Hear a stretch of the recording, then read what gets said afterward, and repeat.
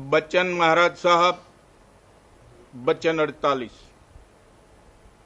बगैर पर्चे के प्रतीत नहीं होती और बगैर मदद पूरे गुरु के अंतर में हरगिज कोई चल नहीं सकता। साध संग की महिमा अपार है। जब तक अंतर में कोई पर्चा नहीं मिला है, तब तक जो प्रतीत है वो काबिल एतबार के नहीं है, और जो परमार्थी कार्रवाई है वो सब टेक में दाखिल है। दुनिया नाशमान है। यहाँ की कोई चीज भरोसे के लायक नहीं है। धन दौलत सब यहाँ ही रह जाता है। मौत के वक्त कुछ भी काम नहीं आता है। रूस के बादशाह का बेटा कहीं जंगल में एक बुढ़िया औरत की झोपड़ी में जाकर मरा था। ये कोई इत्तफाकिया नहीं हुआ था, सब में मसलहत है। अब देखिए, रूस के बादशाह के बराबर कोई रूए जमीन पर नहीं है।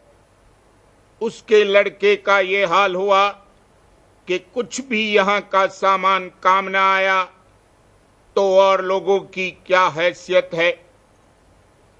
जब तक तजुर्बा नहीं है, तब तक प्रतीत जैसी चाहिए वैसी हरगिज नहीं आती है। जैसे बादशाह के महल में जब कोई जाता है तो रास्ते में बड़ा ही आनंद मालूम होता है। मसलन खुशबू, रोशनी वगैरह देखकर शांति आती है।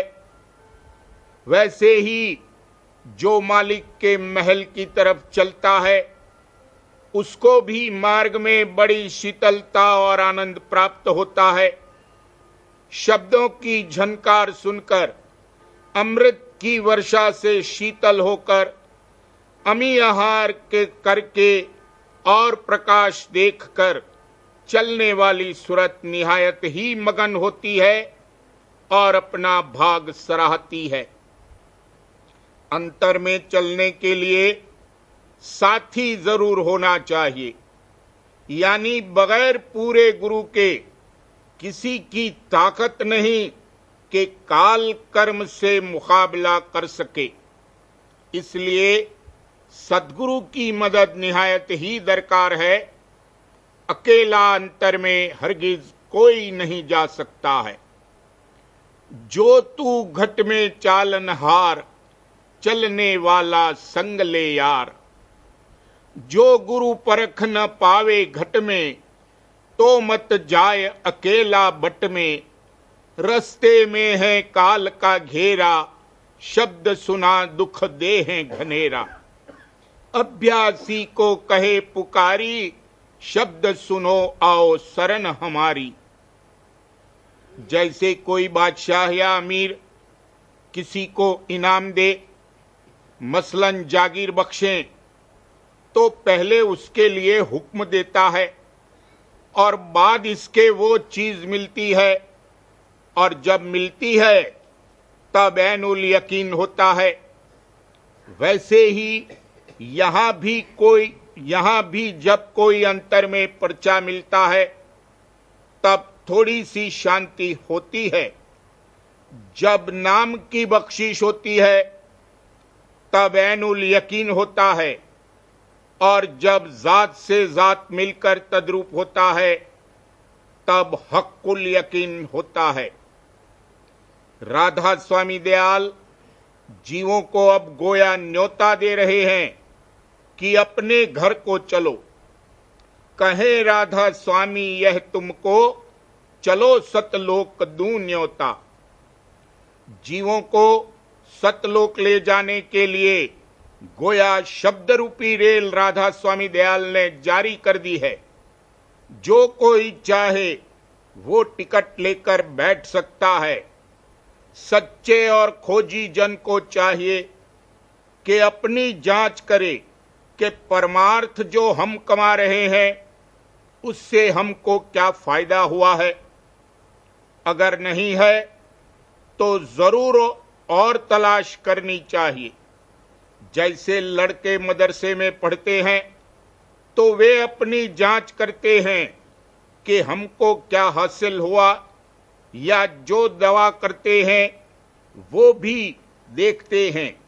अगर एक दवा से फायदा नहीं हुआ तो दूसरी दवा करते हैं, या जैसे दुकानदार अपने नफे नुकसान की जांच करते हैं, वैसे ही परमार्थी को भी चाहिए कि जिस मजहब में वो है उससे अगर फायदा ना होवे तो दूसरे मजहब की तलाश करे। दुनिया में और जो मत हैं वे भक्ति की रीत नहीं सिखलाते हैं, उल्टा धन संतान वृद्धि में अटकाते हैं और संसार की प्रीत दृढ़ाते हैं। ऐसे मत मन मत हैं, गुरु मत नहीं है। साध संग की महिमा भारी है। नानक साहब ने भी संग, गुरु और शब्द की बड़ी महिमा की है। गगन मंडल में आसन बैसे, अनहद नाद बजावे, कहे नानक तिस साध की महिमा, वेद कतेब न पावे। जैसे जल में कंवल निरालम, मुर्गा बीने शाने, सुरत शब्द भव सागर तरिए, नानक नाम बखाने। घर में घर दिखलाए दे, सो सतगुरु पुरुष सुजान, पंच शब्द धुनकार धुन, तहां बाजे शब्द निशान।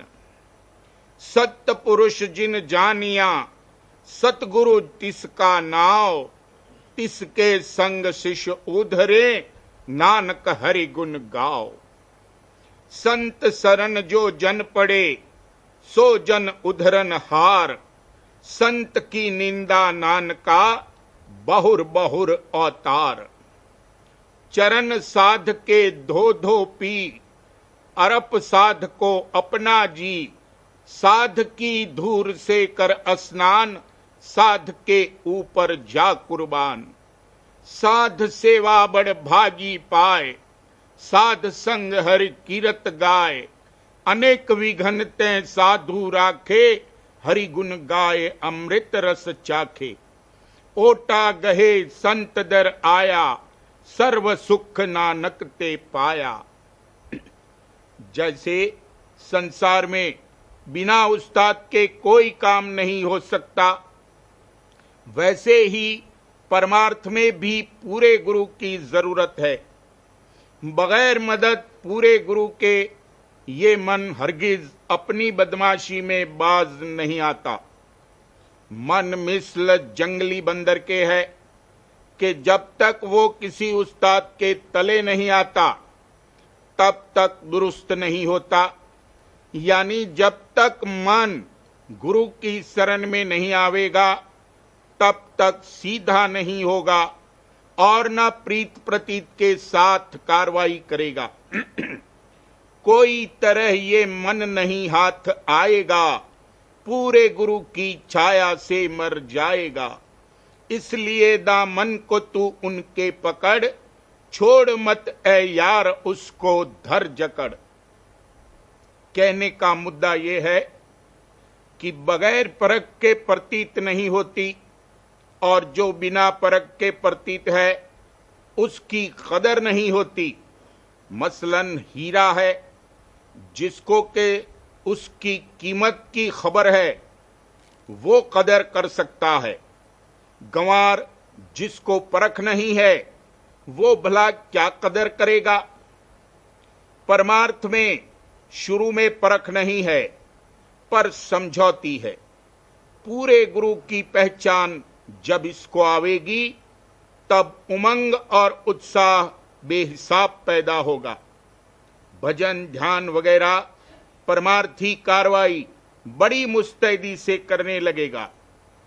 जैसे हर एक काम के लिए द्वारे के जगाने की जरूरत है। मसलन अंतरी दर्शन के लिए तीसरा तिल जगाया जाता है, वैसे ही प्रतीत का भी द्वारा जगाना चाहिए। और वो द्वारा हृदय है।